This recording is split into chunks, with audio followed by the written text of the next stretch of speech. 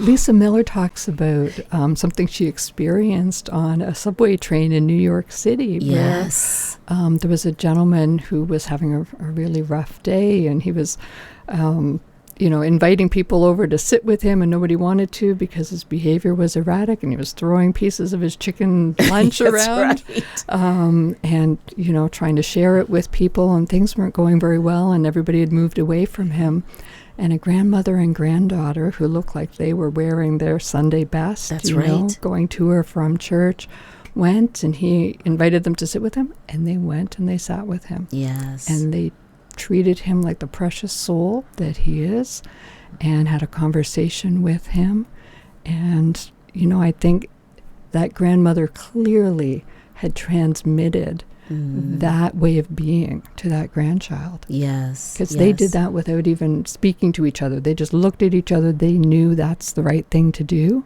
Yeah. That's the loving thing to do, and they did it. It was such a wonderful encapsulation of what Lisa learns and ends up teaching, and now is continuing to perpetuate. And so when she talks about that in the book, she then quotes a piece from Matthew's Gospel. Mm-hmm. She's Jewish, but she saw that in that moment. Like, even just watching what happened in that moment, she didn't put that piece of Gospel passage together in that moment. She does that later.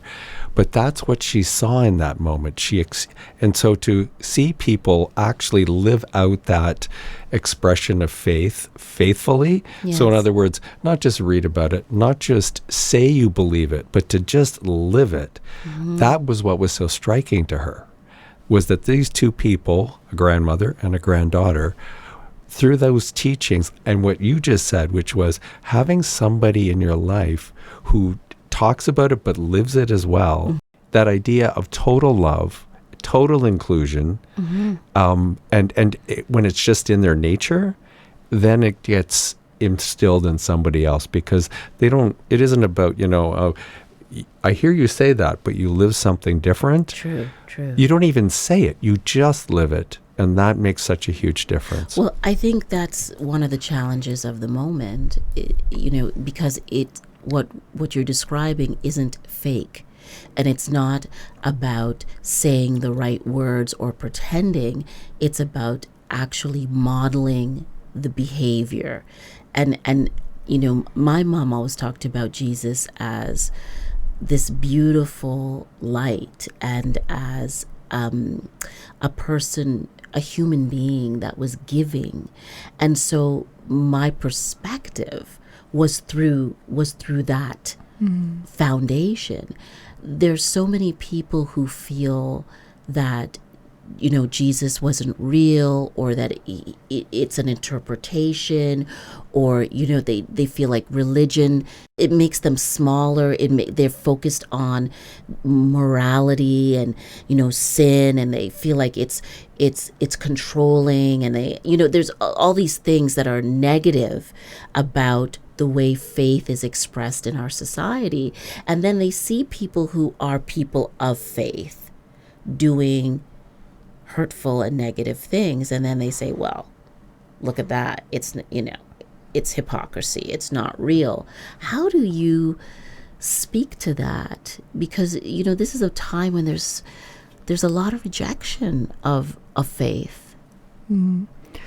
So I think, again, it's the difference between being a person who is spiritual and who engages in spiritual practices and lives that out. Yes. And altruism is a spiritual practice, right? Taking care of the other, love of neighbor.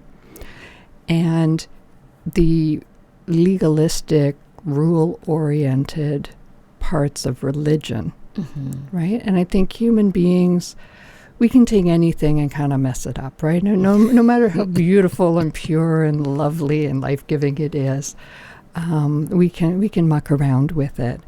And so I think what we have done is we have decided that there are these rules and this way of being, and this interpretation of Scripture, which I would argue is Scripture is beautiful and can be interpreted in an infinite number of ways, but we can take the goodness of spirituality and make it look very, very negative. And that's what we tend to see on the news, too. Yes. Right? Yes. We see the worst of the worst, the people that are abusers, and the church that is exclusive and rejecting of, people who belong to the 2S LGBTQ community or women or Yes. whatever. But do you believe that it's not just about believing, but do you believe that it's not just about belief? Okay. That it's also about what the practice of faith does to you, that it changes you, or it molds you, or like in mindfulness, we talk about the practice, and that it is in the practice that you change. Yes. Is it in the faith and the practicing of the Christian faith that you change? It is in the spiritual practices in which we live out in our faith, absolutely. So it's like a caterpillar going into a chrysalis and changing and morphing and coming out a butterfly, right? It's that kind of change, and it's prayer and meditation and labyrinth walking and taking care of our neighbor. All of those things are what are transformative, just like being in that chrysalis. I also think it's really helpful to have people in your life, as we talked earlier, who model that for you, so that the two people in my life who've done that most consistently and most authentically is my mother and my wife. Sue-Ann can.